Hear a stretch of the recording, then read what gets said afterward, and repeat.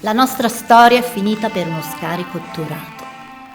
Ancora ieri ce lo ribadivamo su WhatsApp, quando ti scrivi le cattiverie, ma poi non le vuoi dire veramente. Insomma, eravamo in vacanza e c'era questo scarico otturato della doccia. Doccia, idromassaggio e anche emozionale. Allora io ho detto, andiamo alla reception a dire che la rimettono a posto. Sei lì e vuoi goderti la vacanza. E questa forse è stata la goccia che ha fatto traboccare il vaso. Nel senso che per lei il fatto di andarsi a lamentare era non volersi godere la vacanza. Sì, io ci rido, ma ecco, non sono la donna per lei.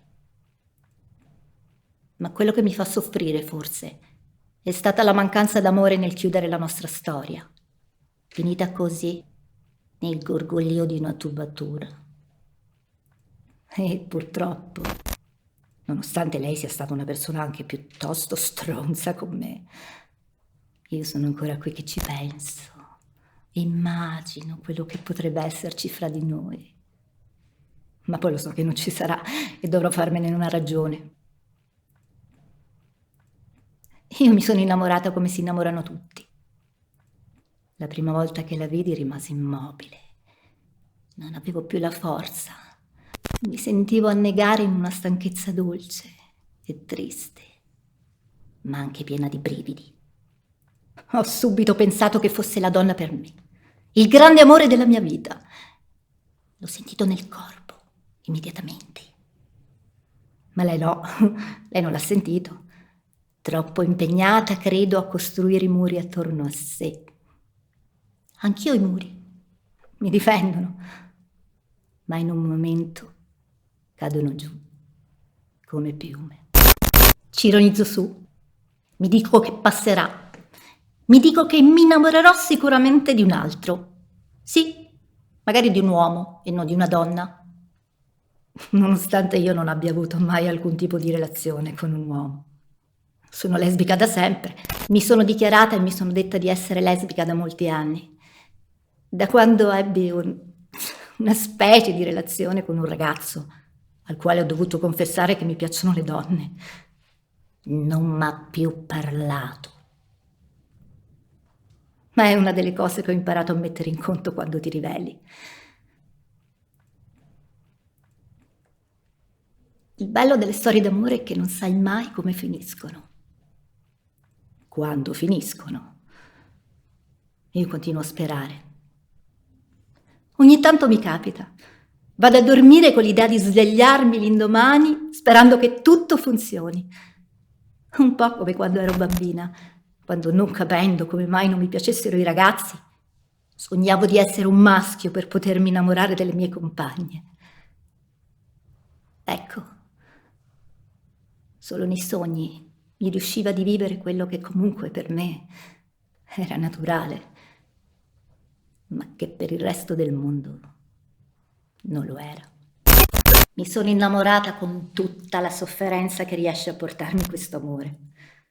È una questione di bellezza, meraviglia e sofferenza. Sì, perché la persona che io amo non c'è. Non vuole esserci per me. È troppo impegnata a vivere la sua vita, non si rende neanche conto di chi sono. Non l'ha voluto vedere. Non chiede, non vuole conoscermi, non è curiosa di me. Ma nonostante tutto, io non ci riesco a rinunciare. Sono qua da mesi impantanata in un limbo, quasi sperando che questo desiderio denso di malinconia possa avere una fine, per liberarmi. Razionalmente lo so che avrà una fine. Una bella mattina mi sveglierò, fisserò il soffitto e dirò: oh, non c'è più. Ma finché c'è, io vivo l'amore come se fosse un fardello che m'affatica. Sì, amarla m'affatica. Amarti m'affatica, mi svuota dentro qualcosa che assomiglia a ridere nel pianto. Ma è il prezzo da pagare per tutto il bello che c'è nell'amore. L'amore è impegno, è dedizione. Forse sto solo idealizzando. O forse vorrei rivivere ancora quel modo d'amare che mi ha trasmesso mio padre. Quel dare amore in maniera completa, incondizionata, totale. Quel sentimento profondo che io provo quando, entrando in una stanza dove lui c'è, io mi sento investita d'amore. So che difficilmente troverò la stessa densità in altre persone, ma io continuo a cercare. So anche che mi pongo dei limiti, perché fin quando non trovo quella cosa lì io penso sempre di non aver trovato il mio.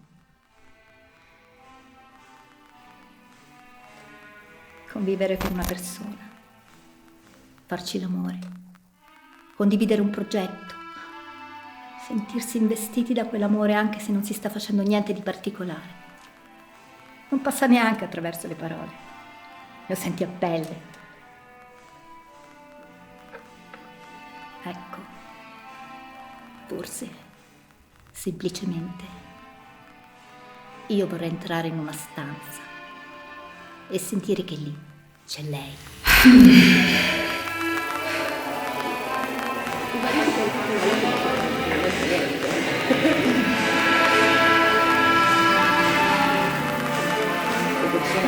Se lei non si